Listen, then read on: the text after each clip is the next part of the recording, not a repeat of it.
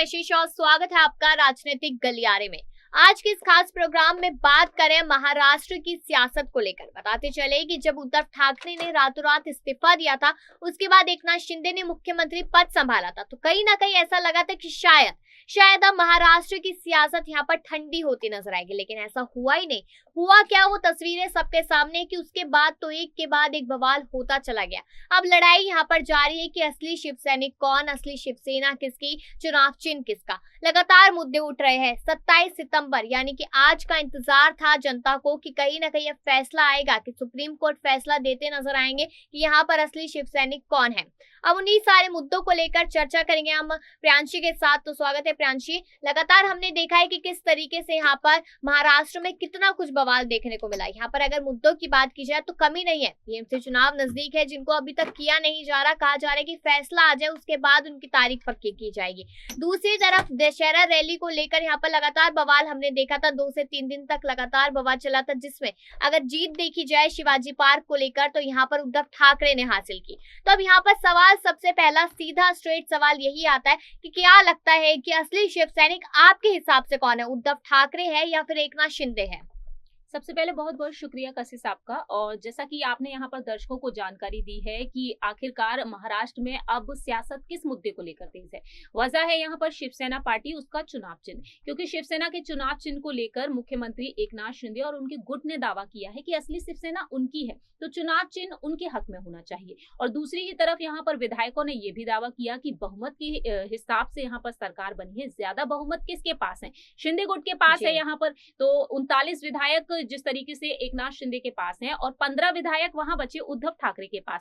लेकिन इस बीच ये भी खबरें आना शुरू हो गई कशिश, हाल ही में जो हमने खबरें देखी थी कि अब और भी ज्यादा 1 से 2-3 विधायक अब शिंदे गुट के संपर्क में बने हुए हैं। बीते कुछ दिन पहले ये खबर आई थी 5 विधायक और यहाँ पर 8 सांसदों की बात की जा रही है जी। यहाँ पर मैं आपको बता दूं, लेकिन फिलहाल उस खबर को लेकर इस तरीके से दावा किया। तो ऐसे में अगर ऐसा भी होता है कि तो उद्धव गुट और भी ज्यादा कमजोर पड़ता हुआ दिखाई देगा। तो अब यहाँ पर गौर किया जाए सुप्रीम कोर्ट के फैसले की तरफ, कायदे से असली शिवसेना किसकी होनी चाहिए। शिंदे गुट पर अगर देखा जाए तो सोशल मीडिया पर हम सभी ने ये भी देखा कि एकनाथ शिंदे का जो सोशल मीडिया पर ऑफिशियल अकाउंट है उसमें हैशटैग असली शिवसेना दिया गया। उनका गुट भी यही दावा कर रहा है। लेकिन दूसरी ही तरफ वह ये भी कहते हुए नजर आए कि उन्हें चुनाव चिन्ह की जरूरत ही नहीं है। चुनाव चिन्ह की जरूरत नहीं है। बाला साहेब ठाकरे जी की भूमिका को ध्यान में रखते हुए और उनके काम पर बात करते हुए वह कहते हैं कि उनके पास असली शिवसेना है। लेकिन दूसरी ही तरफ वह यहाँ पर इनकार भी करते हैं। उनका गुट यहाँ पर कहता है कि असली शिवसेना उनकी है, क्योंकि सत्ता में वह है और विधायक बहुमत किसके पास ज्यादा है इस हिसाब से। लेकिन अगर गौर किया जाए यहाँ पर विरासत की तरफ से, उद्धव ठाकरे को तो ये पार्टी विरासत में मिली है। बाला साहेब ठाकरे जी ने इस पार्टी का गठन किया था, अपनी मेहनत से उन्होंने इस पार्टी को आगे बढ़ाया था। भला जब वह गुजर गए साल 2012 में, जब वह इस दुनिया को अलविदा कहकर चले गए, तब उत्तराधिकारी के तौर पर उद्धव ठाकरे आगे आए। उन्होंने इस पार्टी को संभाला, इस पार्टी की कमान अपने हाथों में रखी और ऐसे इस तरीके से देखने को मिला कि उद्धव ने इस पार्टी का जो अस्तित्व था वह बनाए रखने की पूरी कोशिश की। मैं कोशिश वर्ड इसलिए इस्तेमाल कर रही हूँ क्योंकि ये कहा गया कि उद्धव ठाकरे की पार्टी में अब यानी कि शिवसेना में अब हिंदुत्व दिखाई नहीं देता। बीते कुछ महीनों पहले जो सियासत तेज हुई थी लाउड स्पीकर को लेकर, उस वक्त ये दावा किया गया था। नवनीत राणा, राज ठाकरे जिस तरीके से हनुमान चालीसा को लेकर अपनी यहाँ पर हुंकार भरते हुए नजर आए थे, उस वक्त जो हमने लाइव सेशन किए थे उसमें भी लोगों ने यही कहा कि शिवसेना में अब हिंदुत्व दिखाई नहीं देता है। तो क्या दर्शकों को आज वो हिंदुत्व भारतीय जनता पार्टी और शिंदे गुट में दिखाई दे रहा है? ये दर्शक इस बात की जानकारी दे सकते हैं, यहाँ पर अपनी राय रख सकते हैं। लेकिन दूसरी ही तरफ हम यहाँ पर बात करें विरासत में जिसको पार्टी मिली है, भला उस चीज को कोई भी इंसान कैसे छोड़ सकता है? बाला साहेब ठाकरे जी उद्धव ठाकरे के पिता रहे। अब वो पार्टी उनको वहां से मिली है, उसको वह किसी भी हालत में नहीं छोड़ना चाहते हैं। और उन्होंने डंकी की चोट पर यह ऐलान भी कर दिया कि आने वाले समय में शिवसेना की ही सरकार बनेगी महाराष्ट्र में। अब इस तरीके की बात आपने कही कि विरासत में यहाँ पर मिले हिंदुत्व की बात, क्योंकि 1968 में पार्टी बनी थी शिवसेना। उसके बाद यहाँ पर बाला साहेब ठाकरे ने साफ तौर पे कहा था कि हम हिंदुत्व पे बात करेंगे। कुछ सालों बाद उन्होंने अपने एक इंटरव्यू में कहा कि मुझे कुछ भी हो जाए या कुछ भी कहीं भी सिचुएशन हो, कभी भी हम कांग्रेस का हाथ नहीं थामेंगे। लेकिन यहाँ पर उद्धव ठाकरे ने सिर्फ लालच के पर में अपने पद यहाँ पर मुख्यमंत्री पाने के चक्कर में उन्होंने कांग्रेस से हाथ मिलाया, एनसीपी से हाथ मिलाया, जिसकी वजह से कहीं ना कहीं जनता उनसे थोड़ी नाराज थी।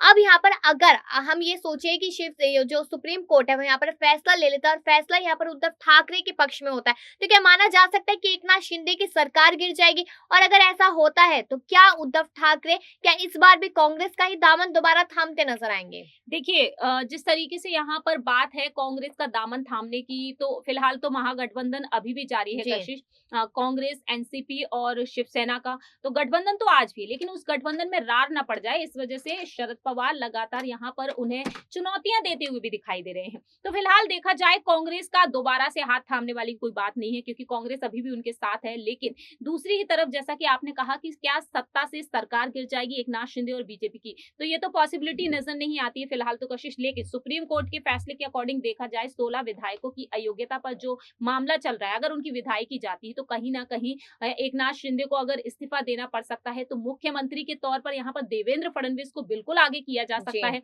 क्योंकि बहुमत के तौर पर देखा जाए तो बीजेपी काफी आगे है।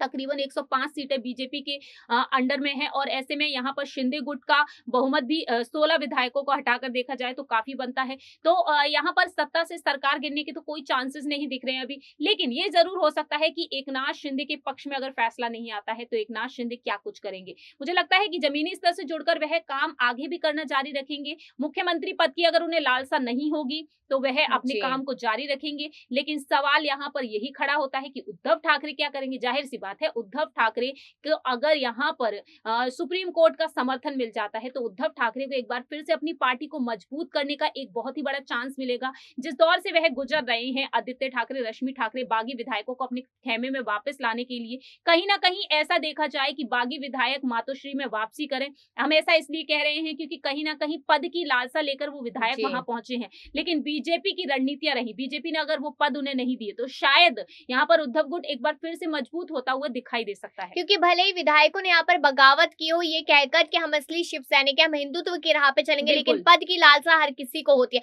अगर उन्हें एकनाथ शिंदे गुट में नहीं मिलता है पद तो वो उद्धव की तरफ आ सकते हैं, जिसकी वजह से उद्धव को मजबूती मिलेगी। और सुप्रीम कोर्ट का फैसला अगर पक्ष में होता है तो मान लीजिए कि उद्धव ठाकरे की सरकार एक बार फिर स्ट्रॉन्ग होती नजर आएगी। एक आखिरी सवाल रहेगा मेरा प्रियांशी आपसे कि यहाँ पर अगर देखा जाए कि लगातार यहाँ चुनाव चिन्ह को भी लेकर लड़ाई हो रही है कि धनुष बाण का जो चुनाव है, यानी कि सोचा जाए तो पूरी ही पार्टी को लेकर लड़ाई हो रही है। अब 5 जजों का फैसला बहुत मायने यहाँ पर रखता है। 27 सितंबर की तारीख कही गई थी, लगातार कोर्ट में कार्यवाही चल रही थी, थोड़ी देर का ब्रेक भी लिया गया, उसके बाद भी लगातार जानकारियां सामने आ रही। तो क्या लगता है कि आज फैसला आ जाएगा या फिर अभी भी इस मामले को लंबा खींचते जाएंगे यहाँ पर? देखिए, फिलहाल तो देखा जाए कशिश, इस पर कुछ भी नहीं कहा जा सकता है, क्योंकि सुप्रीम कोर्ट में कोई भी मामला अगर पहुंचता है तो उस पर विचार विमर्श करने की बेहद जरूरत पड़ती है। जैसा कि आपने बताया कि साल 1968 में इस पार्टी को स्थापित किया गया। अब अचानक से उस पार्टी पर महज 2 से 3 महीने में फैसला आ जाए, ये तो पॉसिबिलिटी नजर नहीं आती है। फिलहाल देखा जाए एकनाथ शिंदे की सरकार को बने हुए 2 महीने पूरे हो चुके हैं। 30 जून को उन्होंने शपथ ग्रहण की थी मुख्यमंत्री बने हुए और मुख्यमंत्री के तौर पर, और दूसरी ही तरफ बगावती सुर उनके कुछ दिन पहले ही देखने को मिले थे। और शिवसेना का जो 2 गुट है, उन दोनों ही गुटों पर भला सुप्रीम कोर्ट अपना फैसला इतनी जल्दी कैसे सुना सकती है। मैं आपको बता दूं, एकनाथ शिंदे के गुट के एक विधायक ने अपनी बात रखी थी कि सुप्रीम कोर्ट का जो फैसला है वो लंबा चलने वाला है, तकरीबन 5 साल तक इस पर फैसला नहीं आने वाला है। लेकिन उन्होंने दावा ये कर दिया कि चुनाव चिन्ह तो हमारा ही है। यहाँ पर दावे करने से कुछ नहीं होने वाला है, क्योंकि सुप्रीम कोर्ट जब तक अपना फैसला नहीं सुनाएगी तब तक हमें सिर्फ और सिर्फ इंतजार ही करना होगा। लेकिन देखेंगे वक्त के साथ साथ आखिरकार यहाँ पर किसके पक्ष में फैसला आता है। क्योंकि बात ये लगातार कही जा रही है कि फैसला जब तक आएगा उसके बाद ही बीएमसी चुनावों की तारीख पक्की की जाएगी। तो यहाँ पर सुप्रीम कोर्ट का फैसला आना बहुत ज्यादा जरूरी है। सुप्रीम कोर्ट का फैसला ही डिसाइड करेगा कि असली शिव सैनिक कौन, असली शिवसेना किसकी, चुनाव चिन्ह किसका होगा। क्योंकि चुनाव आयोग को लेकर भी लगातार सवालियां खड़े होते जा रहे हैं। तो जल्दी देखना होगा कि आखिरकार सुप्रीम कोर्ट कब मोहर लगाता नजर आता है कि शिव सैनिक या एकनाथ शिंदे या फिर उद्धव ठाकरे। अब आपकी क्या राय है इस मुद्दे को लेकर कमेंट सेक्शन में जरूर राय रखिएगा और बाकी खबरों के लिए देखते रहिए नेक्स्ट 9 न्यूज।